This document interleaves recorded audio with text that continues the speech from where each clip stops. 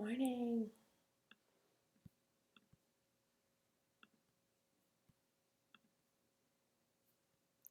Good morning.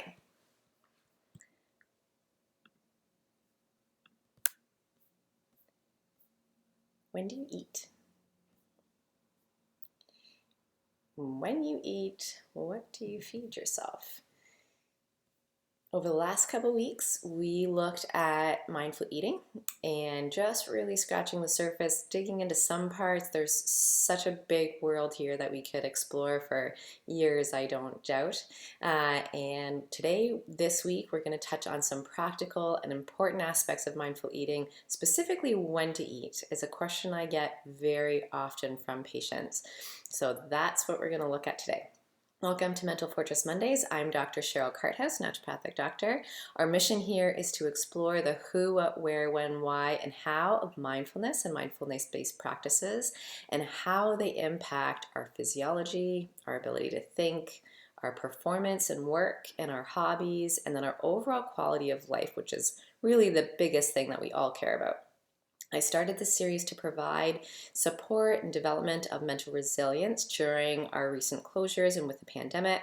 And as we're still transitioning, especially now in the fall, and lots of people are going back to school, lots of kids are going back to school and universities and all those other things that are changing, we're still really understanding what this transition looks like. And that comes with a lot of stress and a lot of different kinds of stress that we're still trying to navigate a little bit. And so my mission here is to provide guidance of how you can build that mental resilience, your emotional intelligence, and to become better at navigating stress, the stuff that we encounter really every day, and then also to recover more quickly from chronic stress. And then how to be more resilient when we do encounter it in the future. Welcome to Mental Fortress Mondays. Ultimately, we want to develop all of our skills here to live happier, more fulfilling, and joyful lives. So over the last couple weeks, over the last 4 weeks, this will be our fourth one, we looked at mindful eating. And in this series, in part 1, I'll just refer to our model here, we looked at the external factors. These are all of the things, all of these both internal and external factors that impact our eating habits, the thoughts around eating, our relationship with food.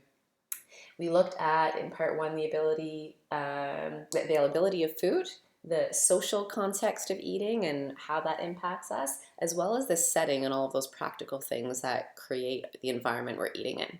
And then in part 2, we looked at some of the internal factors, which included our learned habits, our mood, and our stress. And then last week, we looked at the body and metabolism. And in that one, we covered some more of the practical, more medical aspects really of hormone function, both for men and women. That included thyroid and sex hormone function. Sometimes chronic illness or infection can impact our relationship with food and our ability to eat, or the desire to eat, and our appetite. And also digestive intruders that can cause bloating and discomfort and pain and gas and feeling of fullness or nausea.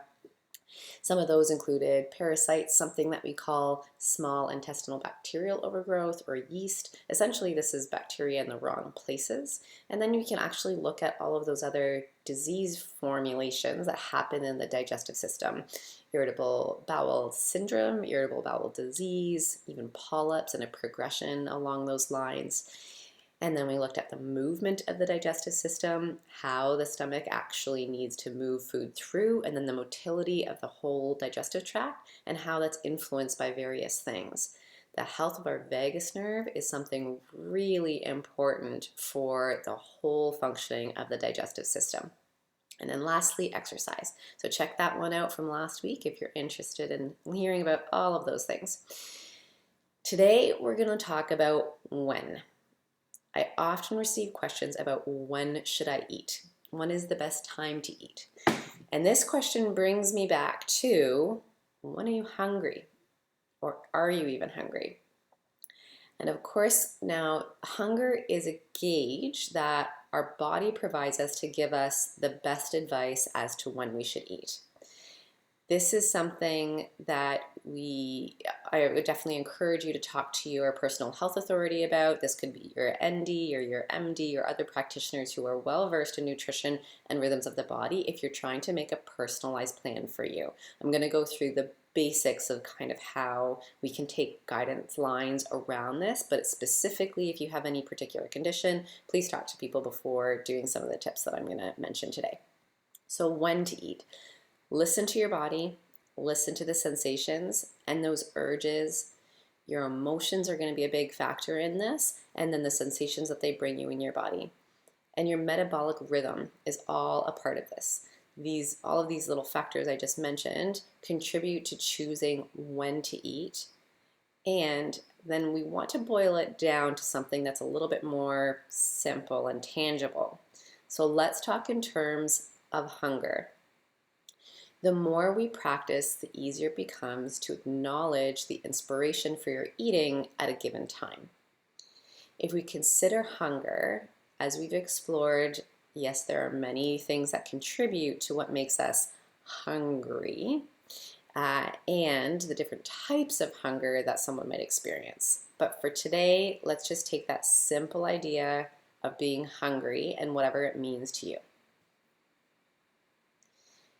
So if you're hungry, as a general rule, now this is, of course, if you're not diabetic or you don't become hypoglycemic, you don't have any other underlying conditions where you need to control your blood sugar. As a general rule, if you are not hungry, don't eat. There's no requirement to eat. Depending on your situation, but for the most part, on a general day-to-day, there's no necessity to eat if you're not hungry. Often we'll eat because it's time to eat, or we'll eat because there's food there, or because it's time to sit down. Go ahead and sit down, enjoy a tea, but don't eat if you're not hungry. Try it out sometime. Your body does some phenomenal things around eating. All of those examples of when you might actually not be hungry. If you're sick, your body's busy doing other things, and we tend to not want to eat because eating actually interferes with the body's processes of what it's trying to do. So not eating in that circumstance is actually more helpful than trying to force yourself to eat most often. Some people, when there's a particular type of stress or emotion that is more sympathetic in nature, more of this fight or flight kind of response, tend to not be hungry. That also is a state where your body is not in a good functional place to be eating because your parasympathetic, which engages your digestive function, is not engaged. And so we actually are deterred from eating because the body isn't really in a state where it's ready to do that. When the vagus nerve is skewed in a way, often we might feel nauseous. We tend to not want to eat. Now there's lots of reasons then to try and bring the vagus nerve back into health, and lots of reasons why we may be feeling those ways. And as a naturopathic approach, we want to address those and then figure out why your appetite is low or why you're not hungry, especially if this is an ongoing situation. There are many situations where it may not be beneficial for us to eat at that time, as I've mentioned. And when we lean into this, if you're not hungry, just simply try not eating. And if it's going to be longer than one meal or maybe a couple of meals, I really encourage you to find the guidance of a healthcare practitioner who can lead you through some of those appropriate methods of fasting. Now, if you are hungry, then there's a range of how hunger and how fullness can help guide us. Say there's a hunger fullness scale then. So 0 to 1 is famished, super starving. And then 10 is uncomfortably full, going to explode. You want to start eating when you're about a 3 or 4 on the scale. And you want to stop eating when you're about a 7 out of 10. So this means that you need to begin eating when you first get hungry and when you first feel these digestive body pangs of hunger. Not prepping food, eating. It's the secret of being able to stop when you're full. And do you know what happens when you begin to eat when you first get hungry? You're much more likely to enjoy your food. It's much easier to eat mindfully, and your body naturally craves more nutritious food. When you get too hungry, what do we tend to crave? Fatty, greasy, sugary, much less nutritious food. One of the things that predicts overeating is how hungry you are when you start eating. So starting eating earlier, when you just start to feel and experience that hunger, makes a dramatic difference, especially if trying to eat fewer calories or weight loss is part of your mission in terms of eating. So here are a few more tips about the timing of eating, and then an amazing tip for how to actually do this. When to eat. So when is the best time to put food in your stomach in terms of hours of the day? This is something that can be very individual. And again, you definitely want to talk to your personal health authority on this. First and foremost, listen to your body when you're hungry, as we just mentioned. If you have no other pre-existing medical conditions, again, just eat when you're actually hungry.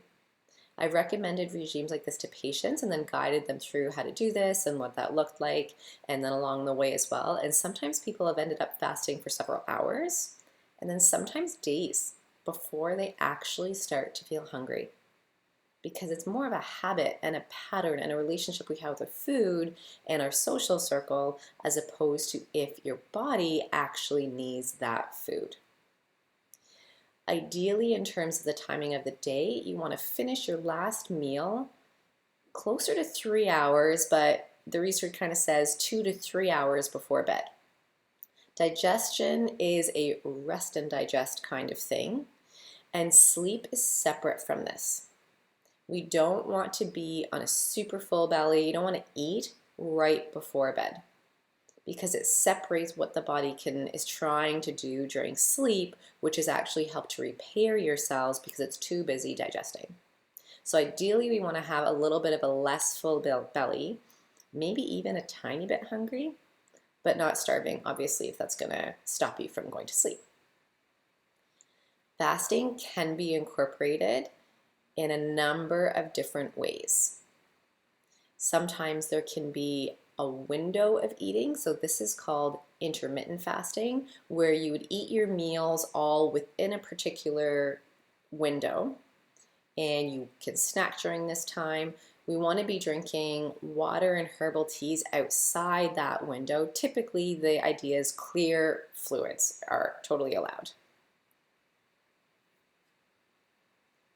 And it's interesting that there are so many health benefits around fasting. And if this is something that people are interested in, send me a message and we'll do another Mental Fortress Mondays around fasting. Did you know that fasting is one of the only things that has actually been shown to elongate lifespan? And then so it can be done in several ways. So one would be to incorporate this intermittent fasting, which is that window of eating. Another way would be to actually incorporate a day out of the week or a couple days that you might not eat and just focus on fluids. And then another way to do it is to actually have a regime where you're several times a year or once a year, whatever it is, you actually fast for a period of time. So it could be a number of days, like 3 to 14 days or something like that. And it's interesting that many of our religious cultures or religions, and then many cultures as well, have regimes of fasting incorporated into their yearly rhythm, which is very interesting. Maybe some of that effort is to help us all live longer and happier lives. When we are eating, what is the most effective way then to incorporate good food at a good time? This is a general idea that comes from the process of exploring successful people. and how we can be more successful in our lives. So here's a shout out to both Amy and Ryan for getting me on this train about decisions. So this is a broader idea you can apply to lots of areas of your life, but it really specifically has helped me personally with food, and I know that it can help you too. There's something called decision fatigue. I'm not going to get into too many details around this whole idea. The gist of it is that when we pre-make decisions, as many as possible, we alleviate this burden, the effort, the time that is all incorporated into lollygagging or trying to figure out exactly what that decision is going to be tomorrow or whenever we're actually doing it. So for example, how this relates to food. You set up a schedule of what you're going to eat when. For example, so I might choose to eat the same thing every morning. Some people are totally okay with that. I couldn't do it. I needed to switch it up. So I have a schedule that I'm going to eat certain things on Monday and Tuesday, and then another thing on Wednesday, Thursday, and Friday, and then another thing on Saturday and Sunday. But I know what that is. So if it's Monday, I know exactly what I'm eating. It's either already prepared, or I'm usually prepared actually on Monday mornings.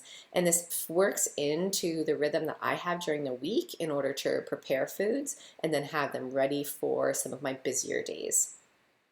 And it doesn't mean that you have to eat this if you make a plan, but it means that you already have these decisions made. And I would be very surprised, especially if you're picking foods that you enjoy and that are good for you, how much people would tend to deviate from this once they got that pattern going, knowing and realizing how much burden it alleviates from you in that day. The same thing then goes for the rest of the week. So you might decide to have a different meal every day of the week. So on every Monday, it's salad night. Every Tuesday, it's taco night. Every Wednesday, whatever it is. And then so you pick something, and then again, that decision is already made. So if you really want to try and make that effort of eating within your hunger window, then having these decisions that are already made and the food already available, because of course you would have decided before, you would have been able to go grocery shopping and kind of had a little bit of that plan. It's sort of a plan without really having to plan too much, but a plan that then makes all of those, that alleviates those decisions and that effort and that stress at the time. Standing there with the fridge open trying to figure out what you're going to eat when. It really helps to curve that and help essentially, ultimately what we want is to have a better quality of life, and it can make you more successful. Hang on to those little bits if there's something that you wish to have more in your life.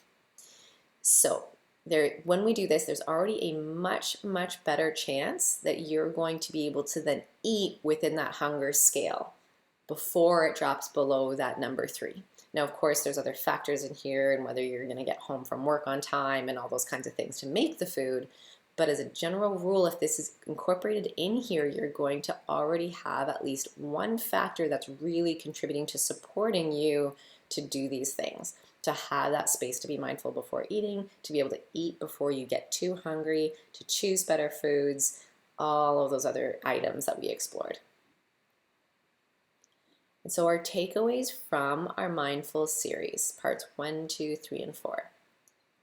The general ideas is to take the time to think about the external and internal factors just once a week and prepare for the week so that you can set yourself up for more efficient and easier success. Before eating each time, just take a minute or 2 or 5 or 10, however much works for you, to acknowledge why you're eating and just spend time with this whole environment and what you're eating. It doesn't mean you have to change what you're going to eat or when you're eating. It's just the awareness of how your mood and emotions and the choices of those first steps impact your relationship with food. And doing that, acknowledging, and that awareness is always the first step. Take a moment before choosing your food and before eating to be mindful and acknowledge how you feel. And you can always change your mind to not eat in that moment, or you can eat in that moment. And as you do this, you become more easily and effectively able to switch yourself into that parasympathetic mode, which will also improve your digestion, let go of stress, and allow the food to do what it really needs to do in your body. And really enjoy your meal more. The whole point of this is to transition into a better relationship with food so that we're comfortable in all different types of situation around food, by yourself, when you're eating with others, at parties, whatever it is, that we can be mindful through all of our choices so that you're choosing to eat when you first get hungry, so you're appreciating all of these different factors that influence our eating in really a much more simple way that's going to have a much bigger impact on your health and how you're feeling on a day-to-day basis, and really your overall quality of life. When we have a good relationship with food and really a good relationship with ourselves, then this carries over to impacting our health. It can impact our weight and how our weight is stabilized, really overall just making us feel better even if our weight doesn't change. And then the best part is really being mentally obsession free. And this kind of comes from a TED Talk called Trust Your Hunger and Make Peace with Food. I hope I pronounced her name right, Eva Lauriani. She described how making peace with food and following a number of these steps, of course we've had many more in here in our 4-part series, helps to create this peace with food in order to then have food or have that relationship also impact other aspects of your life. And so she describes, as you listen to yourself, as your body calls for hunger, and as your emotions are acknowledged how they relate to your behavior, specifically with eating, you can better also listen to others. It's like a practice that you're doing around eating, and we eat frequently throughout the day or a number of times, so it's a practice that you always get to do. And because of this, it then helps us better to listen to others, helps us become more empathetic, helps you to trust yourself more and some of your decisions that you're making. And you may be able to then also better trust in relationships with others. You may start to feel safer in situations and that you can be more vulnerable with those that you trust and love. And as you learn to better love yourself, you can then understand and more practically apply that and understand what it means to love someone else. These are all of the ways that she described that mindful eating can actually help to transition or help to, infiltrate the rest of your life and really improve all of those things. One other thing she mentioned is that we really want to feed your self-love. And this means that having food as something that you're enjoying and something that you're incorporating into your day, and not as a reward or then as a consequential punishment or leading to a punishment. Example, like if I am going to eat these calories, I have to go work out at the gym for this many hours. Because sometimes that kind of regime gets stuck in our head, and then that relationship with the food is constantly thinking that that food is actually a negative thing for us and that this food isn't good for us, or we feel guilty or we feel bad or we feel like we're doing something harmful to our bodies by eating it. And that is something I find really important for people to acknowledge, that we don't want to be eating these things when our thoughts are that this is bad for us. We want to really only be eating love, whatever it is. If it's something that you or we are generally taught is not good for us or that you think is not good for you, put those feelings aside, put all of that aside, and really make sure that you're eating happy thoughts, happy things, and that you're acknowledging that that food in that time is good for your soul, whatever it is. If you feel it's not good for your body or you've been taught that it's not good for your body, again, let that go and never ever eat guilt, never ever eat anything except love. We're going to do just a few minutes here of a body scan because it's already coming up on our time. So if you are comfortable and you want to sit and close your eyes, we're just going to check in with your hunger state right now.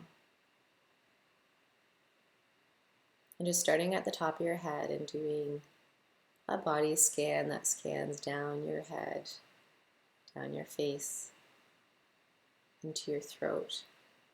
Are there any sensations that you feel there? Commonly, people feel a sensation in their throat. And then down the core of your body, and just acknowledging any sensation that comes up in your chest or in your stomach.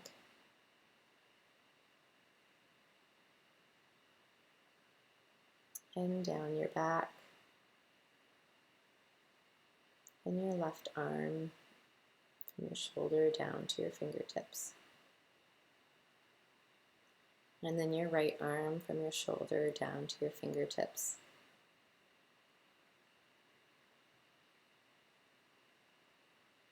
And then again from your abdomen, down your hips, and then down one leg all the way to your toes. And the other side all the way down to your toes. And just noticing, if you think of food, where are you in that hunger state?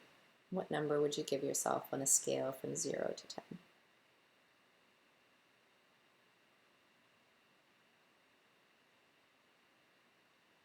Just checking in and acknowledging where that is.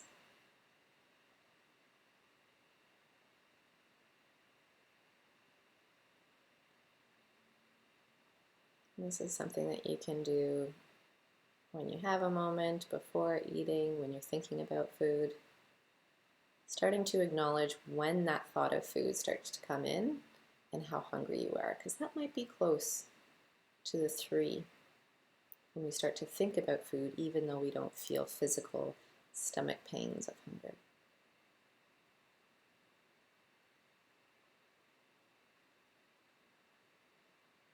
And you can wiggle your toes and open your eyes.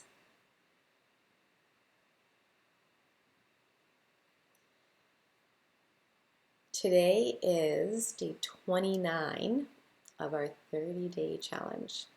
So exciting. I loved getting messages on Instagram and people telling me all of the simple things that they are doing that are really helping them throughout their day, whether they be these happy thoughts that we're doing in the morning, or whether it's just a few minutes of mindfulness throughout the day, and then also incorporating the physical activities that they're doing, and of course the breathing exercises too.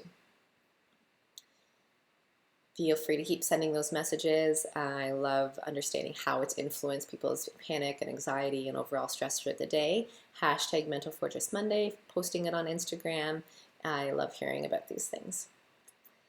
And based on popular demand, next week we'll be starting a series of self-reflection, developing self-awareness, and focusing really on a practical application.